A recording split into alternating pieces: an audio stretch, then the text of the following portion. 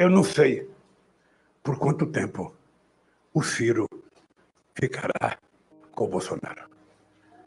Não tenho nenhuma certeza. E acredito que esse casamento será mais curto do que eles imaginam. Quando a gente casa, a gente é obrigado a fazer um compromisso de amar a pessoa casada na fé, na saúde, na doença.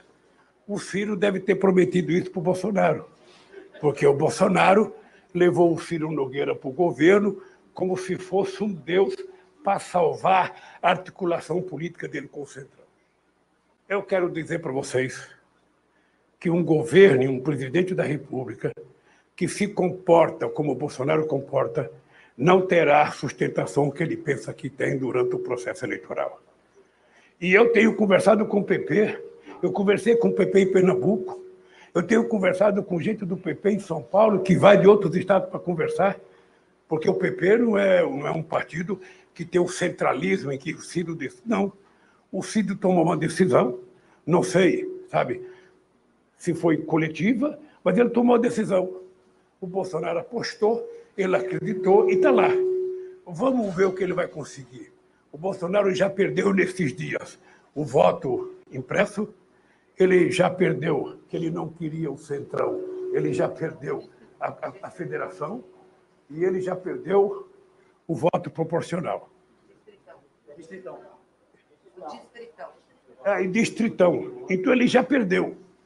O Ciro começou não tendo a força. Eu acho que o Ciro está representando para o Bolsonaro o que o Borrausen foi chamado às pressas pelo Collor para tentar salvar o impeachment do Collor, e não deu certo.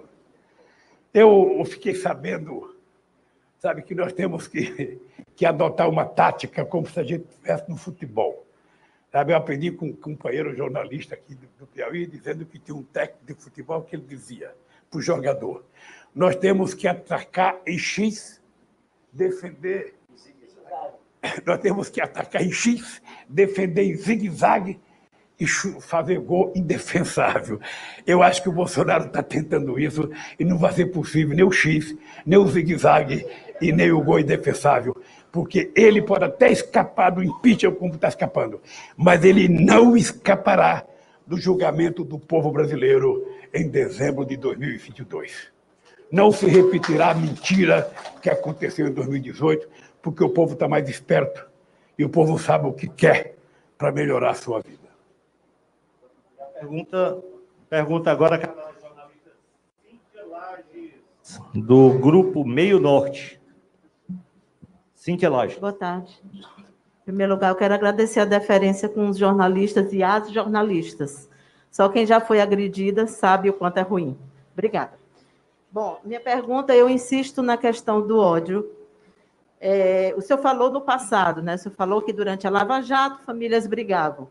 Existe esse acirramento de ânimos no Brasil, ex-presidente, nós sabemos disso, a gente noticia isso todos os dias, mas tem também uma campanha eleitoral. O senhor já disse, começou a entrevista dizendo que não estava aqui como candidato, mas a gente sabe que os candidatos vão ter que percorrer o Brasil e esse acirramento ele vai acontecer, ele já está acontecendo, inclusive, com a presença do senhor. Ontem teve princípio de tumulto no aeroporto e tal. Pergunto ao senhor, é possível evitar esses conflitos? Como o senhor imagina um cenário de uma campanha eleitoral com essa polarização e com esses acirramentos? De que maneira conversar com o eleitor e de que maneira encontrar uma saída, uma solução para que isso não se transforme numa coisa pior do que já está? Olha, primeiro, o problema de uma campanha eleitoral não é a polarização, porque a polarização ela existe em todos os países do mundo. Ela acabou de existir entre o Biden e o Trump. Ela vai existir na campanha da Alemanha agora. Ela existiu na campanha da França. Ela existiu na campanha da Argentina. A polarização é normal quando tem dois candidatos disputando as eleições. O que nós temos que perceber é que não é uma polarização radicalizada, de extremista. Porque nós temos, de um lado, uma candidatura que pode representar a democracia, porque eu tenho uma vida política de muito tempo, e uma outra campanha que pode enfrentar, que pode representar o fascismo. É isso que tem nesse país nesse instante. Eu fico pedindo a todos que outros partidos lancem candidatos, sabe?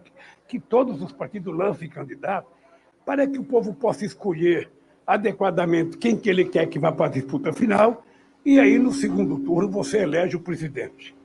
Eu não tenho a ousadia de convidá-la para acompanhar a campanha do PT quando o PT lançar candidato. Mas você vai perceber que eu já disputei eleições contra o Fernando Henrique Cardoso, contra o Collor, e nós nunca tivemos violência na campanha. A violência na campanha começou quando o seu Aécio Neves, despreparado para fazer aquela disputa com a Dilma, foi agressivo, que eu nunca tinha visto nada igual, e depois de perder as eleições, ele ainda tentou jogar a responsabilidade para que a Corte Eleitoral anulasse o processo eleitoral. Ali começou o ódio.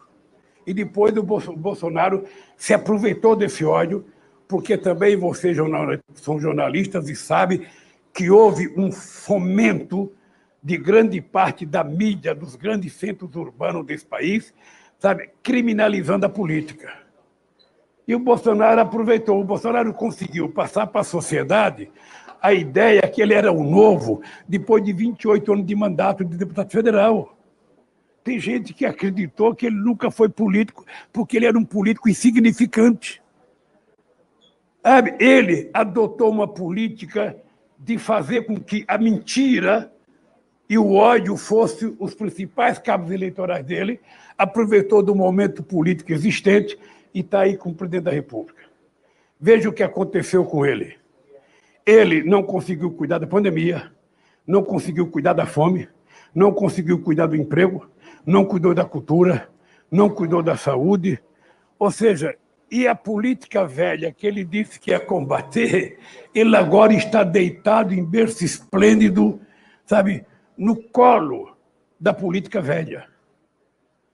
Porque somente o ignorante político é que não sabe que o presidente da República, o governador do estado ou o prefeito de uma cidade, ele é obrigado a governar mantendo relações democráticas e civilizadas com quem ganhou na Câmara de Vereadores, com quem ganhou na Assembleia Legislativa do Estado e com quem ganhou na Câmara e no Senado.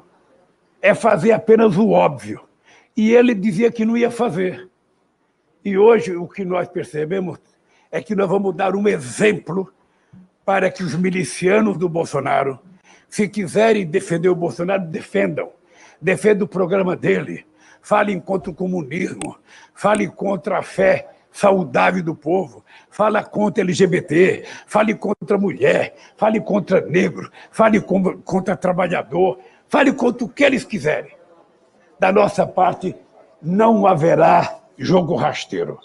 Da nossa parte, nós queremos conversar com a mente e com os corações do povo brasileiro, porque eu já tive a oportunidade do povo brasileiro e de Deus de provar que esse país pode ser grande, esse país pode economicamente ser muito viável, esse país pode resolver o problema do seu povo com muita competência, com muita credibilidade e com muita previsibilidade das ações governamentais. Portanto, da nossa parte, nós vamos dar uma lição de como é possível fazer campanha em alto nível nesse país.